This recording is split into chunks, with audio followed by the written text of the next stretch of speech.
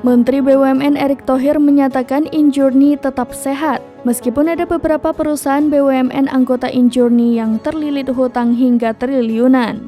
Erick mengaku ada beberapa perusahaan di bawah Injourney yang merugi dan terlilit hutang, namun bukan berarti induk perusahaannya turut merugi. Induk Holding BUMN Pariwisata dan Aviasi atau Injourney, menurut Erick secara umum kondisi keuangan konsolidasi Injourney masih sehat.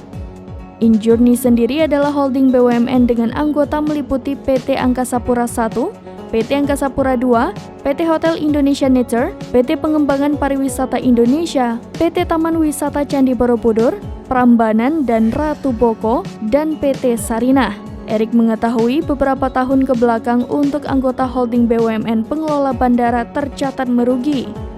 Namun itu terjadi lantaran ada sejumlah bandara yang masih sepi imbas pandemi COVID-19.